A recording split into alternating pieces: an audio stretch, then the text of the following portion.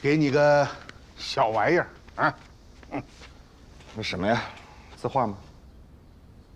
顾先生，我引你为同类，你怎可不敬啊？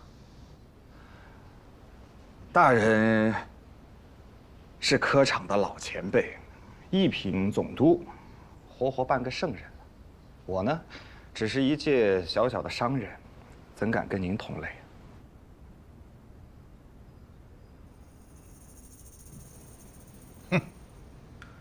休得在我面前摆出一副商人的嘴脸。我刚见到你，我就跟老九说，我说这哪是商人呢？这就是个读书的坯子嘛。老九跟我说了你的事儿，要把你调到我的手下。我一开始还是有疑虑的。你呀，聪明外露，幸好有颗人心，要不然不知道死了多少回了。这一封呢，是我以个人的名义单独上书推荐你的一封信，啊，查该员处事方圆兼用，貌不惊人，心雄万夫。该员自道幼年多发狂病，后于科场之中发作，因喧哗科场罪，判留宁古塔。臣愿保该员可实授同进士出身，为朝廷留此栋梁。为东南留此大才，如此幸甚。啊，这个不敢。处事方圆兼用，貌不惊人，心雄万夫。我这一生阅览人物，能得此二句者，唯你老兄也。啊，好。这一封呢是礼部的单子，你回去把祖宗3代开具齐了，我一早拜折即走。啊，这点谢礼你还看得上眼吗？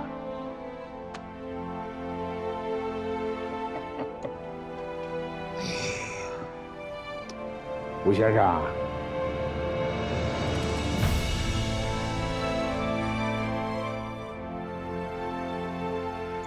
哎。武先生，傻了呀你！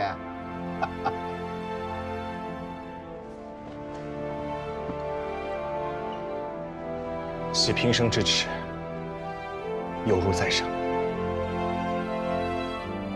是啊，英雄岂可久居风尘呢？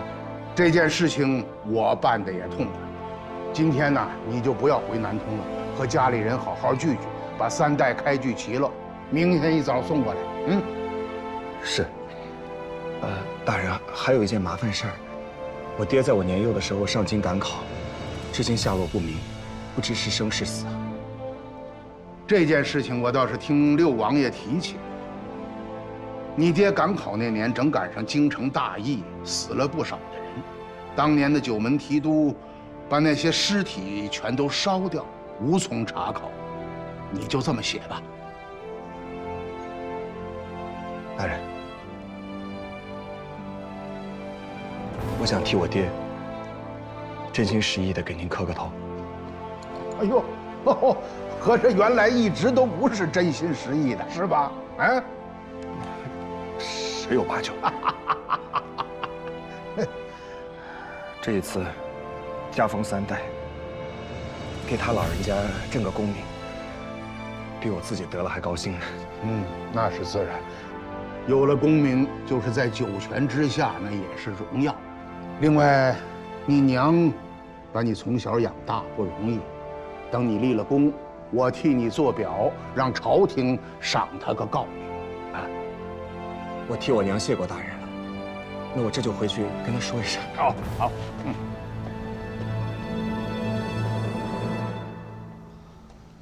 对了，大人，还有件事儿，请您允准。李清和我毕竟是兄弟，李万堂是李万堂，他是他。这次修海棠拼米价，他是立了大功的。他想挣得2淮盐业的经营权，无非是和他家里打了个赌，想从家里独立出来而已。还望大人明鉴，这盐场莫不如就交给他处理吧。不把盐田给他，我有个道理。上次你们去找洋人谈判，洋人是寸步不让，他们要搞茶叶，要搞丝绸，凡是能赚钱的，他们都要搞一遍。如果真的把这盐田都给了李万堂，他如果卖给了洋人怎么办啊？我拦得住吗？杨大人把盐一涨价，江南7省的百姓造了反怎么办？你能担得了这个责任吗？这个我倒没考虑到，是我见识浅陋了。他去修海棠，我替他挺功啊。盐田可以给他一部分，但是朝廷也要留一部分。说起来，他手里那些盐田也都是趁着南方打仗的时候趁火打劫得来的。人不能太贪心，啊。吴平原，你呀，聪明外露，将来麻烦少不了啊。你今天放过了他，将来他可未必能够饶过你呀。你去吧。是。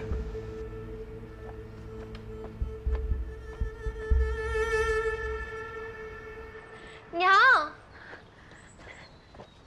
娘，爹，亮叔叔，你们来，快来！怎么了？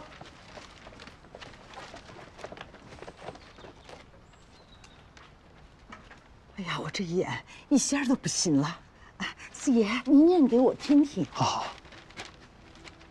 古平原回州府山涧村人士，咸丰3年回州府山涧县乡试第3名。咸丰5年回州府会试第1名。因公保同进士出身，举荐人礼部尚书林贵，保人两江总督瑞麟。真的假的？老天爷开眼了！哈哈，老天爷开眼了！老太太，平原修成正果了，得了个好出身，哦，我给您贺喜了。娘，两江总督推荐平原，给他一个同进士出身的功名。娃儿他脱籍了。谁说不是呢？王八戏子吹鼓手，朝廷的重要钦犯，3代以内，不能考举。这下好了，您的孙子，孙子的儿子，将来就会有大好的前程。哎，咱们的正主呢？哎，别正主正主的，平原现在是进士老爷，那进士老爷都是天上的星宿下凡，哪有功夫跟咱们家长里短的？就是说呀，爹，您也别老四爷四爷的叫了，人家现在是进士老爷的丈人了，我们得叫四老太爷。哦，四老太爷，哎，还摆谱呢。您女婿就不嫌您出身低呀？您好好打听打听，这两江总督的闺女会不会嫁给他？是啊，这都是保不齐的事儿啊！人家哪有闺女要嫁的呀？老正经。我怎么记得有呢？娘，进屋。真有啊！真有。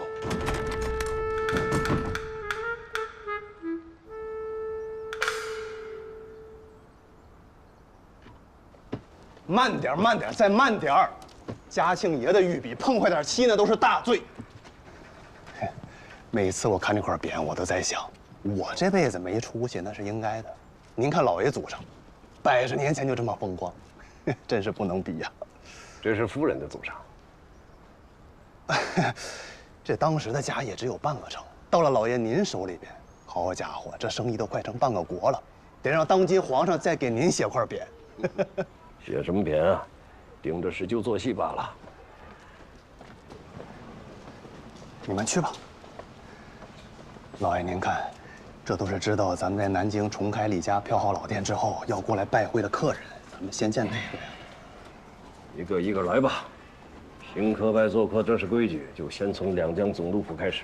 已经跟您约上了，总督大人说了，明天用他的轿子再派6个哥什哈请您过府。就说这6个亲兵嘛，那也都是红顶子，亮相地面上。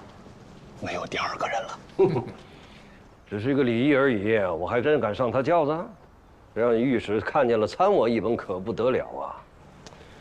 这个老狐狸啊，把这盐场不放手，他不让我碰。哎，老爷，您不是把这事儿交到少爷手里边了吗？要不您让他起来吧，一大早跪到现在了。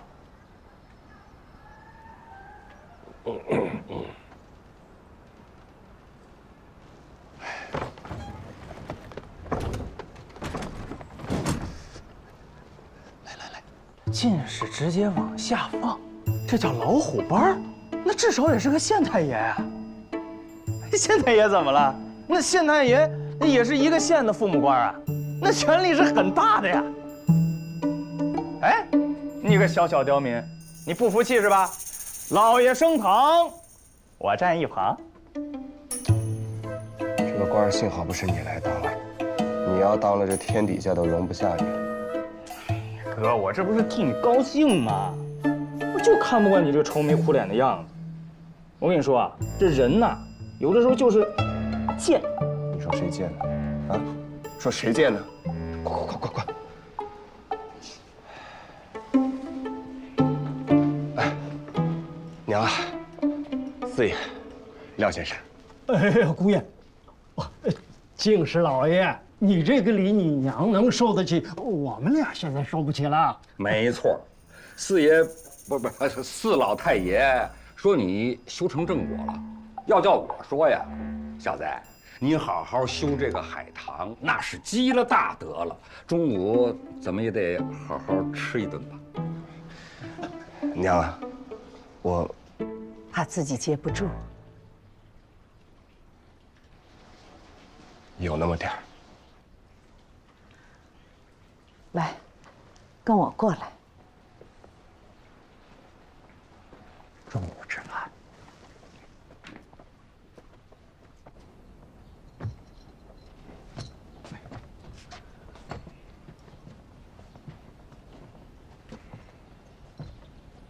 没事。哎呀，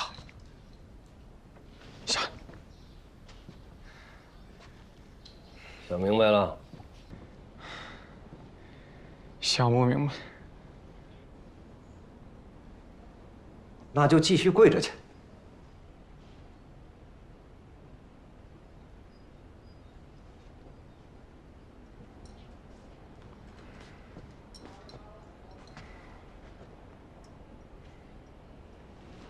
爹，要是今儿您不跟我把这道理讲明白，我这跪在那儿我也不服气。啊！管我要道理，啊！我让你盯着2回盐场，你在干嘛？您把这盐场交到我手上，就得我自己做主。出了什么事儿要我自己随机应变，您不能干涉。这是不是我出门之前咱们俩已经商量好的？那您为什么又来这一套？天底下巴不得您最英明，什么事儿您一个人干了，那您叫我去干嘛？你告诉我你在南京都干了什么？那他想恢复2淮的经济，他不会轻而易举地把盐场这个金木鸡交出来。4面8方都找他要钱，他不配合你怎么办？有没有仔细想过，动脑筋想过，如何诱使他把盐场吐出来？什么事都让人牵着鼻子走，让刻书就刻书，让修海棠就修海棠。盐场呢？我这俩眼睛都瞪出血来了，我也没瞧见呢，孩子。还有，你跟古平原你们俩合起伙来得罪杨千万，得罪就得罪吧，干嘛还总挂在嘴上呢？折人的面子，打人的脸。爹，那个杨千万那是个奸商，他祸害百姓。讲良心，你那叫不务正业。我不愿意跟您磨叽，2江总督，我斗不过，要斗您自个儿斗去。但就别的事儿，我觉得我做的一点错都没有。这个古平原，他是一隅之辈吗？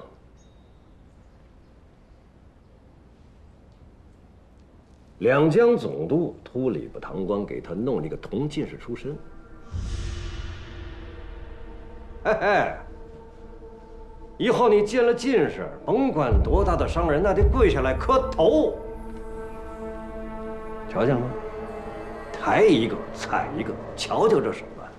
嗯，你看不出来也就算了，还拼命的挺着脑袋往前走。爹，这不可能，他就是一囚犯，顶多给他脱了级，怎么可能还给进士身份呢？换个资历有什么难的？有什么大不了的？我还明着告诉你，是我花钱给古平原买的官，两江总督关系挺多。爹，你疯了？对，您拿钱做这事儿干嘛？让他走，远远的怎么去商人去？你们俩10000年不见才好呢。省得我每天担心啊，他蛊惑你。咱们爷俩就踏踏实实的合起来对付这个总督。别没事总让他让古平原在这里压着。我根本不懂。你不懂没关系。海棠上的事儿交给古平原，你就在家伺候。等盐场拿下，交给你管。听话，听电话，孩子啊。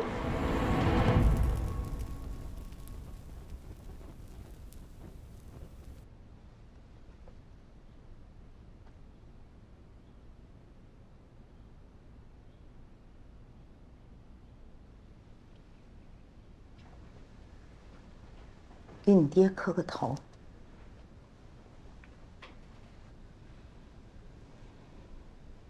当年他进京，活不见人，死不见尸。那个时候你还小，你弟弟还在我肚子里，他就这样一去不复返。有人说他还活着。有人说他病死了，您还一直记挂着他。倒是怨他还活着。他活着，哪怕不回来了，我也高兴，总比现在死不死活不活的要好些。那我磕头吧。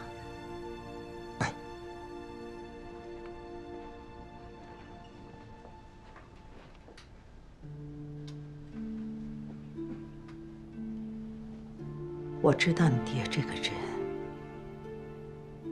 他只要还有一口气，他就是爬也会爬回来的。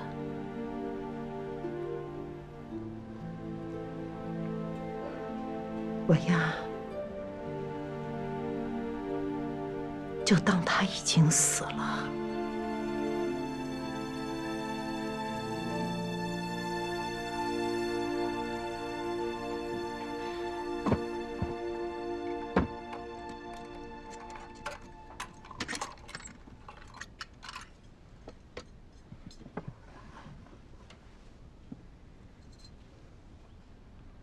那个时候，有人到京送茶，在路上遇到了一个长得极像你爹的人，便开口喊了他，你爹答应了，还回了头，但接着矢口否认。村里的人哪肯罢休啊？拉着他的衣袖，拉拉扯扯的，来到了一个算命摊面前。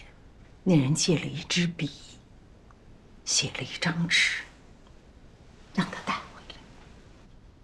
村里的人不认识字，接纸的时候，那人借机跑了，他就把他带回来了。好字啊！人生竹上花，光灭巧言镜。春风绕树头，日雨化宫镜。直知雨露滩，不闻零落尽。娘啊，这白先生看了这首诗，说是鬼诗。鬼诗？人生竹上花，光灭巧言镜，那不是鬼是什么？白先生看了这首诗，他对我说：“他说嫂子啊，我找这人他死了。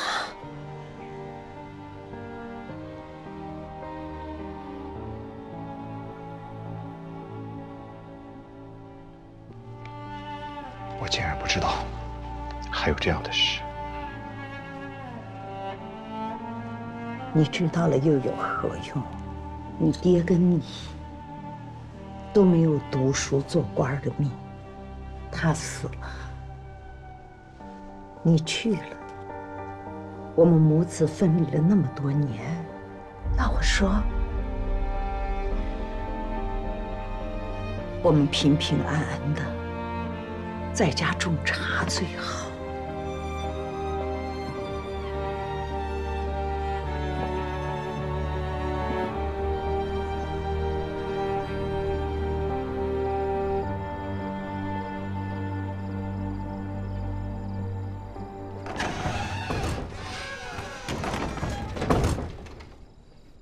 媳妇儿，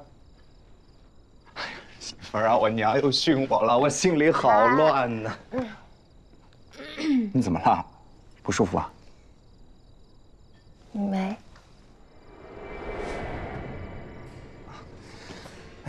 那这次无论如何呢，你一定要帮我拿个主意。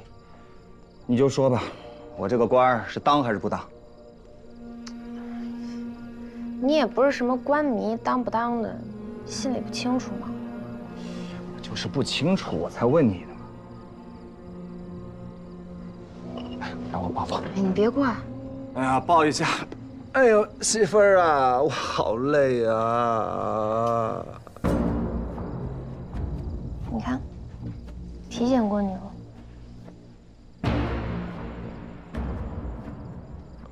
各位大哥，有话好商量啊，别伤害我家人。古大老爷，我们是过来给你贺喜的，怕什么呀？原来是苏小姐，别来无恙啊！让你的人把刀给我撤了。要是伤着我家人，别怪我姓古的脾气不好。哟，还真是恩爱啊！给你带来位故人，不知道你肯不肯见？故人？哪里的故人？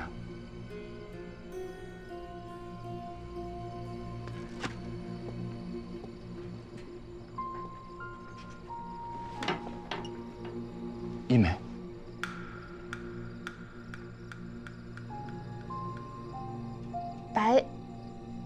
白一梅。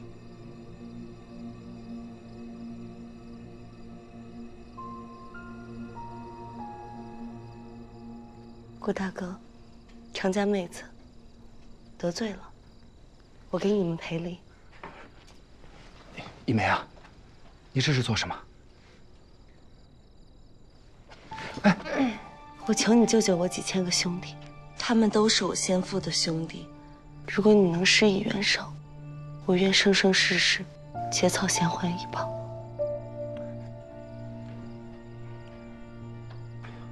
苏小姐多厉害呀，你求她呀。她若都帮不了，那我也帮不了。你再说了，几千个兄弟，你哪来的几千个兄弟啊？老九送到你工地上的几千战俘，过去跟李成将军是生死之交，南京失守后被俘。老九养着他们，怕浪费粮食，杀了怕误意，怕将来史书上记他一笔杀俘。这个老狐狸怎么可能吃亏？这些兄弟见完海棠以后，就再无用处了。九帅非杀了他们不可，将来他便推说到你的工地上去。这些兄弟不能这样死，将来我到地下也没办法这样去见他。是，你不能这样见他。我且不说那几千个人能不能救出来，就算真的救出来了，你搁哪儿安置啊？难不成你想当土皇帝，想造反呢？这些人怎么送出去无需你管，你要做的就是把人救出来。你苏小姐神通广大，你来教教我，要怎么救啊？2个火器营啊，多少把西洋火枪，眼睛都不眨的盯着那几千个人。我赤手空拳，我手无寸铁啊！我又不是孙悟空，我会变法术啊！媳妇儿，你看我像孙悟空吗？你像种茶的。常家妹子，我不能坐看这些兄弟就这么活活被折磨死，我实在于心不忍。我也请你帮我。哎，你起来。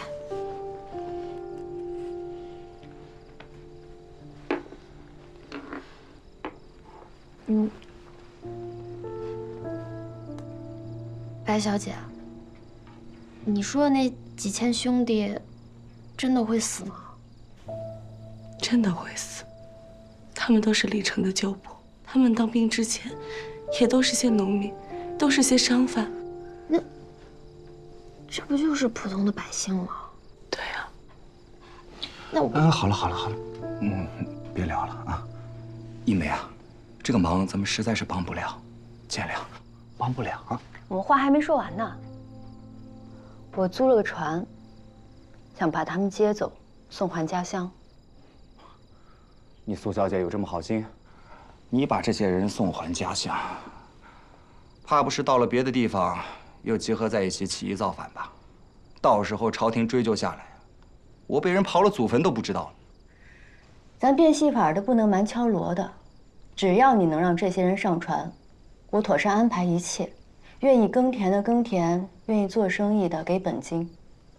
这场战争死的人已经够多的了。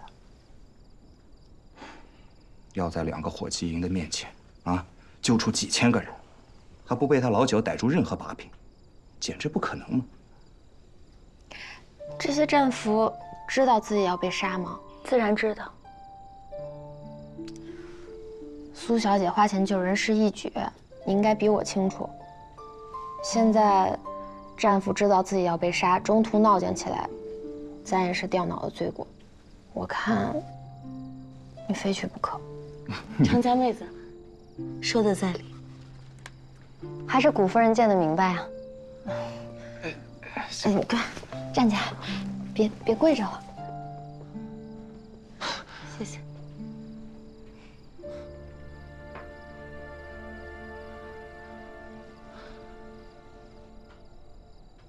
来，兄弟，砍我一刀，头疼的厉害。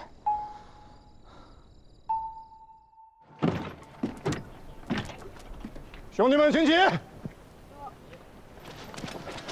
这帮老贼活干的还利索吧？一开始也偷懒耍滑，捡了几个人，狠狠地打了个半死，现在老实多了。去看看。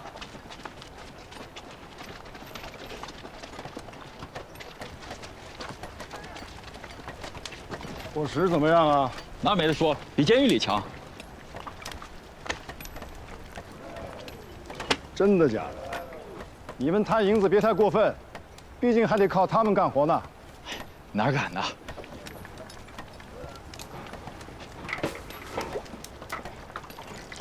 这什么？大人，这是菜粥。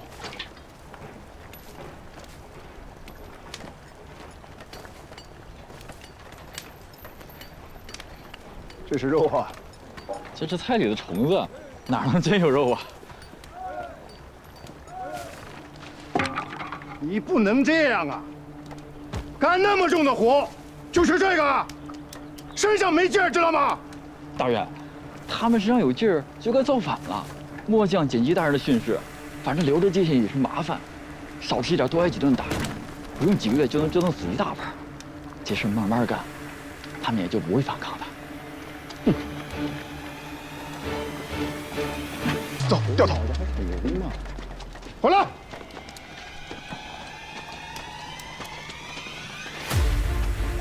放！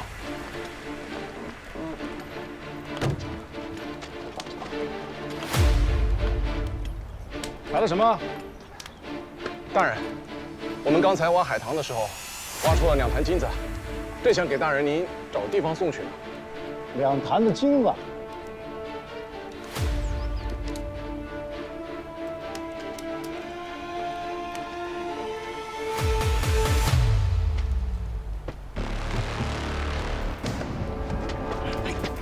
干嘛呢？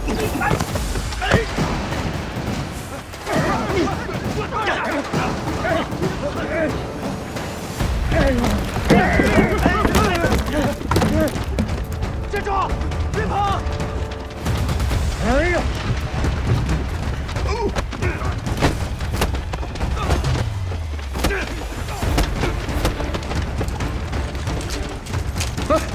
别，比喻打不准，我这吃饭的家伙要完，围起来，快！